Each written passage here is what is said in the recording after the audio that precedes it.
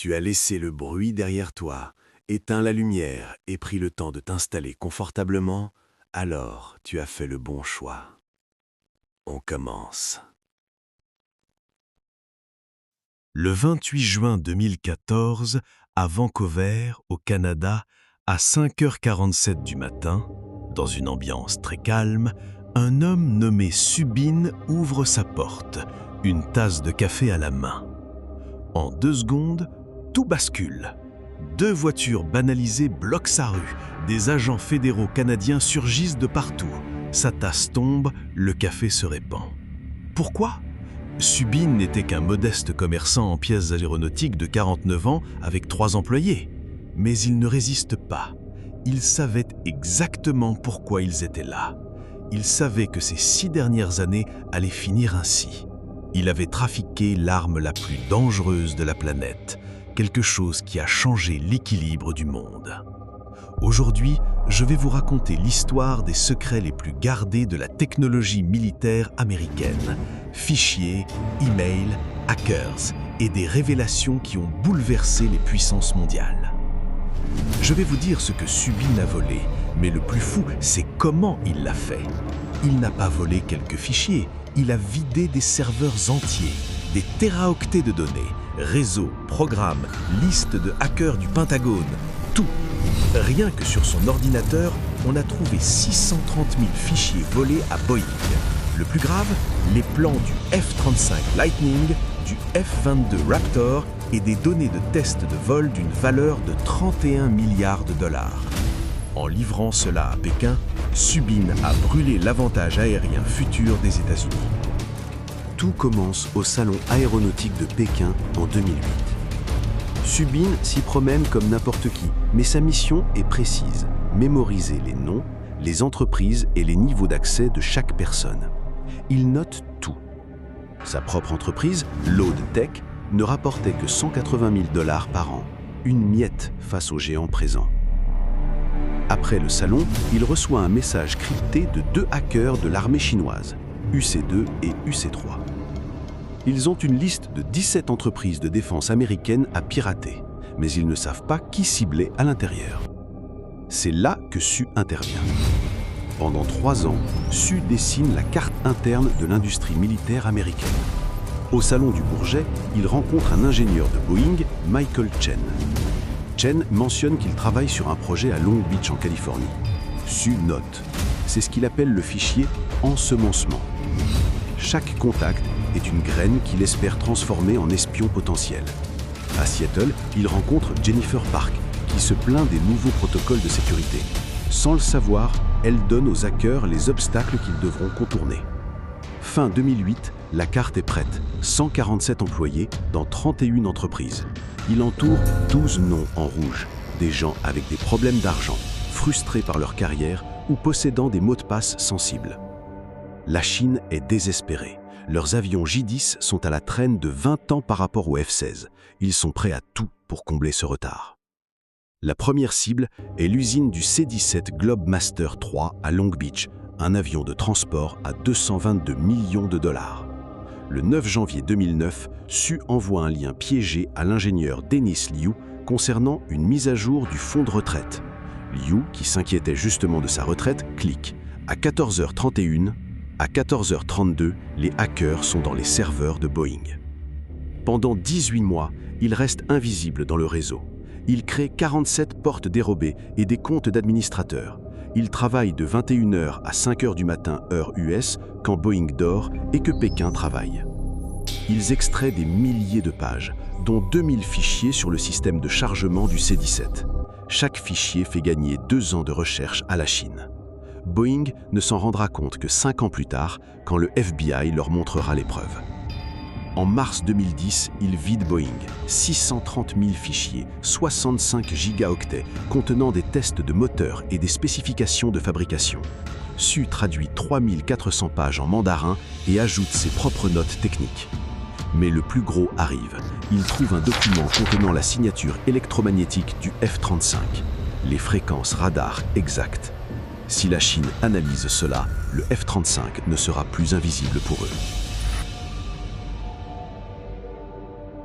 Le projet F-35 est colossal, 1700 fournisseurs dans 45 États. L'idée américaine était de diviser le travail pour que personne n'ait le plan complet. Mais Soubine voit l'image globale. Il crée un tableau. Colonne A, 67 entreprises. Colonne B, point faible cyber. Colonne C, employés cibles. En novembre 2011, il frappe une petite entreprise du Connecticut de 43 employés qui fabrique une pièce en titane pour le F-35. Leur sécurité est ridicule. Le mot de passe du serveur était password 123. Via ce mot de passe, ils accèdent au drive partagé avec Lockheed Martin et volent 3400 gigas de plans du F-35. En 18 mois, ils infiltrent 21 fournisseurs. Ils volent tout. Les algorithmes de fusion de capteurs, les plans du casque de vision intégrale qui coûte des millions et le secret le plus précieux, la composition chimique de la peinture absorbant les ondes radar, fruit de 11 ans de recherche et 2,3 milliards de dollars d'investissement. En décembre 2012, Sou reçoit des photos du prototype chinois J-20. C'est un choc. Le nez, les courbes, le cockpit, tout est une copie conforme du F-35. La Chine n'a pas copié un avion, elle a copié une supériorité aérienne entière. Pour cacher leurs traces, les hackers font transiter les données par 14 pays, Corée, Pologne, Brésil, etc., en petits paquets de 50 mégaoctets.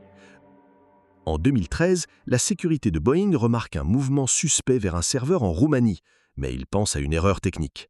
En 2014, Sou a volé pour 600 milliards de dollars de secrets militaires. Il a touché 4,7 millions de dollars de commissions. Il possède 3 propriétés à Vancouver, une Mercedes classe S et des comptes à Hong Kong. Sur LinkedIn, il se dit PDG, mais pour Pékin, il est l'architecte du plus gros vol militaire de l'histoire. Sa chute vient d'une erreur bête. Un agent du FBI, Justin Fleece, intercepte un email intitulé « Reconnaissance pour le projet C-17 ». L'email contient un rapport de 16 pages détaillant le vol des 630 000 fichiers et mentionne le directeur du projet, Steven Sou, a fourni la liste des cibles et les services de traduction. Le FBI a enfin un nom. Il faut 4 mois pour identifier Sou. Les hackers sont prudents, ils n'utilisent que des brouillons d'emails partagés pour ne pas laisser de traces d'envoi.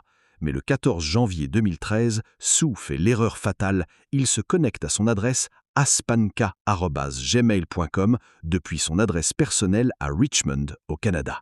Le FBI remonte à sa maison au 8751 Beckwith Road pour Virginia. Le FBI coordonne avec la police canadienne. Il découvre que chaque piratage correspondait à un salon aéronautique où Sou était présent. Sou prévoit de s'enfuir en Chine le 29 juin 2014. Le FBI n'a que 48 heures. Ils mettent la pression sur le Canada. Soit vous coopérez, soit c'est une déclaration de guerre. Le 28 juin à l'aube, 31 agents encerclent la maison. Sou sort avec son café et son téléphone. Un agent lui arrache le téléphone, l'écran était sur un bouton « Emergency Clean » pour tout effacer. Il était à 1 seconde de supprimer toutes les preuves.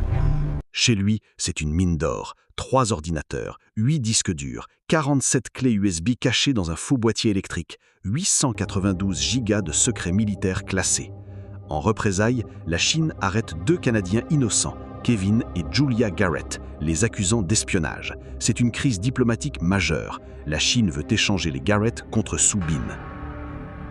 Pendant 18 mois, la procédure traîne. Les Garrett sont torturés psychologiquement en Chine alors que Soubine est dans une prison confortable à Vancouver, recevant des visites de diplomates chinois. Fin 2015, les États-Unis proposent un deal à Sou. Plaide coupable et tu n'auras que 46 mois de prison. Si tu refuses, tu finiras ta vie derrière les barreaux. Pékin l'abandonne, ne pouvant plus le défendre. En mars 2016, Soubine plaide coupable aux États-Unis. Ses aveux sont terrifiants. Il a infiltré 37 entreprises et volé de 14 technologies clés qui ont créé les avions chinois J-20, J-31 et Y-120. Il a écopé de moins de 4 ans de prison. Un message des États-Unis. Trahis la Chine et on sera clément. En octobre 2016, les Garrett sont libérés. En 2020, Soubine finit sa peine et repart en Chine. Il disparaît dans la banlieue de Shanghai, ses millions sont gelés. On dit qu'il a été liquidé parce que sa réputation était détruite. Mais sa technologie vit. Le J-20 est en production massive. La Chine a réduit 20 ans de retard en 5 ans. Un pilote de F-35 a même raconté avoir été surpris par un avion chinois apparu soudainement devant lui sans être détecté. C'était l'histoire de Su Bin. Si vous aimez ces récits d'espionnage moderne, on se voit dans la prochaine vidéo.